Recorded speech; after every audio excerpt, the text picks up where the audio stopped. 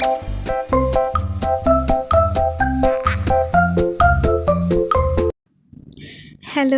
Welcome back മന്ന kitchen. എന്തൊക്കെയുണ്ട് വിശേഷങ്ങൾ? എല്ലാവരും സുഖമായിട്ടിരിക്കുന്നോ? ഇന്ന് ഞാൻ വന്നിരിക്കുന്നത് ഒരു നാരങ്ങാച്ചാറിൻ്റെ റെസിപ്പി ആയിട്ടാണ് കേട്ടോ. വളരെ സിമ്പിളായിട്ട് പെട്ടെന്ന് റെഡിയാക്കാൻ പറ്റിയിട്ടുള്ളൊരു നാരങ്ങാച്ചാറിൻ്റെ റെസിപ്പിയാണിത്. ഇപ്പോൾ കൊറോണ കാലമൊക്കെ ആയതുകൊണ്ട് പുളിയുള്ള സാധനങ്ങളൊക്കെ കഴിക്കുന്നത് നല്ലതാണ്, പ്രത്യേകിച്ച് നാരങ്ങയൊക്കെ കഴിക്കുന്നത് നല്ലതാണ്. അപ്പോൾ നമുക്ക് ചോറിൻ്റെ കൂടെ വേറെ കറിയൊന്നും ഇല്ലെങ്കിലും ഈ ഒരു നാരങ്ങാച്ചാറ് മാത്രം മതി ഒരു പ്ലേറ്റ് നിറയെ ചോറ് കഴിക്കാനായിട്ട്. അപ്പം ഈ ഒരു നാരങ്ങാച്ചാർ എങ്ങനെയാണ് റെഡിയാക്കുന്നത് നമുക്ക് സമയം കളയാതെ നോക്കാം. ഞാനിവിടെ അച്ചാറിടാൻ വേണ്ടിയിട്ട് 1/2 കിലോ നാരങ്ങയാണ് കേട്ടോ എടുത്തിരിക്കുന്നത്. നല്ല പഴുത്ത നാരങ്ങ നോക്കിയെടുക്കണേ, അല്ലെങ്കിൽ നമ്മുടെ അച്ചാറിന് നല്ല കയ്പ്പായിരിക്കും.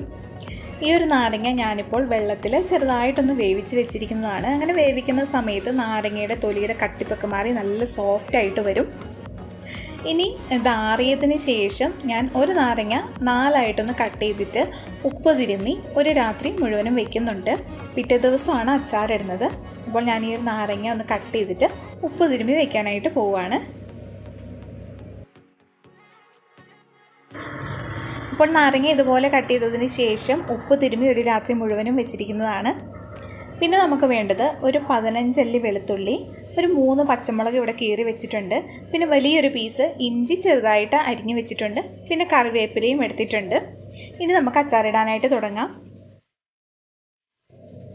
ഞാനിവിടെ ഒരു പാൻ അടുപ്പത്ത് വെച്ചിട്ട് അതിലേക്ക് നല്ലെണ്ണയാണ് ഒഴിച്ച് കൊടുത്തിരിക്കുന്നത്. കുറച്ച് കൂടുതൽ എണ്ണ ഒഴിച്ച് കൊടുത്തിട്ടുണ്ട് കേട്ടോ. എണ്ണ ചൂടായി വന്നാൽ നമുക്ക് 1 ടീസ്പൂൺ കടുകും 1/4 ടീസ്പൂൺ ഉലുവയും കൂടി ഇട്ടിട്ട് ഒന്ന് പൊട്ടിച്ചെടുക്കാം.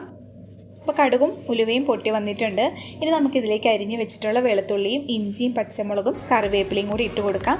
ഇനി ഇതിൻ്റെ പച്ചമണമൊക്കെ മാറി നന്നായിട്ടൊന്ന് വഴറ്റിയെടുക്കണം. ഇതെല്ലാം ഒരു ബ്രൗൺ കളറായി വരണം കേട്ടോ.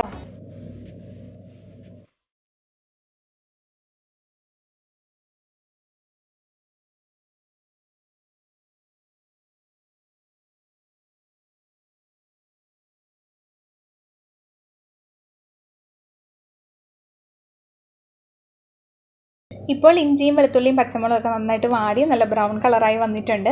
ഇനി നമുക്കിതിലേക്ക് പൊടികളൊക്കെ ചേർത്ത് കൊടുക്കാം. ഞാനിവിടെ 3 ടേബിൾ സ്പൂൺ കാശ്മീരി മുളക് പൊടിയാണ് ഇട്ട് കൊടുക്കുന്നത്. അതുപോലെ തന്നെ 3 ടേബിൾ സ്പൂൺ അച്ചാർ പൊടി കൂടി ഇട്ട് കൊടുക്കുന്നുണ്ട്. ഇനി ഈ പൊടിയുടെ പച്ചമണം മാറുന്നത് വരെ നമുക്കൊന്ന് മിക്സ് ചെയ്തെടുക്കാം.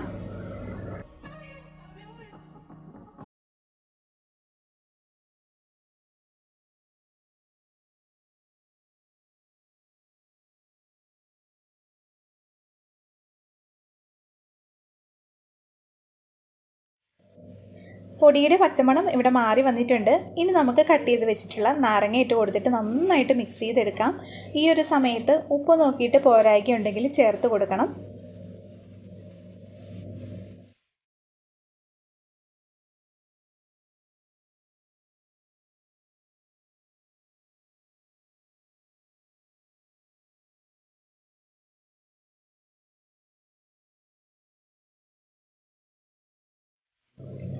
നാരങ്ങ ഇവിടെ നന്നായിട്ട് മിക്സാക്കി എടുത്തിട്ടുണ്ട്. ഇനി നമുക്കിതിലേക്ക് ഒരു 1/4 ടീസ്പൂൺ കായപ്പൊടി കൂടി ചേർത്ത് കൊടുക്കാം. കായപ്പൊടി ചേർത്ത് കൊടുത്തിട്ട് നന്നായിട്ട് തന്നെ മിക്സ് ചെയ്തതിന് ശേഷം നമുക്ക് ഫ്ലെയിം ഓഫ് ചെയ്യാം.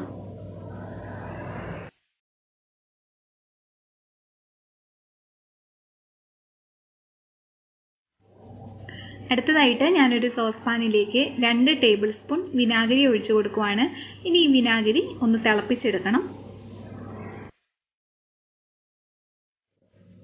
നമുക്ക് തിളപ്പിച്ചിട്ടുള്ള വിനാഗിരി നാരങ്ങാച്ചാറിലേക്ക് ഒഴിച്ചു കൊടുക്കാം. അതുപോലെ തന്നെ ടേസ്റ്റ് ഒന്ന് ബാലൻസ് ചെയ്യാൻ വേണ്ടിയിട്ട് 1 ടീസ്പൂൺ പഞ്ചസാര കൂടി ഇട്ട് കൊടുക്കുന്നുണ്ട്. പഞ്ചസാരയ്ക്ക് പകരം ഒരു 2 ഈന്തപ്പഴം കട്ട് ചെയ്തിട്ട് ഇട്ട് കൊടുത്താലും മതി. വിനാഗിരിയും പഞ്ചസാരയും ഇട്ട് കൊടുത്തതിന് ശേഷം നമുക്ക് നന്നായിട്ട് മിക്സ് ചെയ്തെടുക്കാം. ശരിക്കും ഈ ഒരു നാരങ്ങ അച്ചാർ ഒരു 2 ആഴ്ചയ്ക്ക് ശേഷം എടുത്ത് ഉപയോഗിക്കുന്നതായിരിക്കും നല്ലത്. അപ്പോഴേക്കും നമ്മുടെ ആ നാരങ്ങയുടെ തൊലിയൊക്കെ നല്ല സോഫ്റ്റായിട്ട് അച്ചാറിന് നല്ല ടേസ്റ്റ് ആയിരിക്കും. ഇനി ഇത് നമുക്കൊരു ചില്ല് കുപ്പിക്കകത്തിട്ട് അടച്ച് സൂക്ഷിക്കാം. അങ്ങനെ വളരെ പെട്ടെന്ന് തയ്യാറാക്കാൻ പറ്റിയിട്ടുള്ള നാരങ്ങാച്ചാർ ഇവിടെ റെഡി ആയിട്ടുണ്ട്. നല്ല ടേസ്റ്റിയാണ്, വളരെ എളുപ്പമാണ് ഉണ്ടാക്കിയെടുക്കാനായിട്ട്. ഈ ഒരു റെസിപ്പി നിങ്ങൾക്ക് ഇഷ്ടപ്പെട്ടു എന്ന് വിചാരിക്കുന്നു. ഇഷ്ടപ്പെട്ടാൽ തീർച്ചയായിട്ടും താഴെ കാണുന്ന ലൈക്ക് ബട്ടൺ ഒന്ന് ക്ലിക്ക് ചെയ്യാനും പിന്നെ നിങ്ങളുടെ ഫ്രണ്ട്സിനും ഫാമിലിക്കും ഒക്കെ ഒന്ന് ഷെയർ ചെയ്ത് സപ്പോർട്ട് ചെയ്യാനും കൂടി മറക്കരുത്. അപ്പോൾ നമുക്ക് വേറൊരു അടിപൊളി റെസിപ്പി ആയിട്ട് അടുത്ത വീഡിയോയിൽ വീണ്ടും കാണാം. താങ്ക്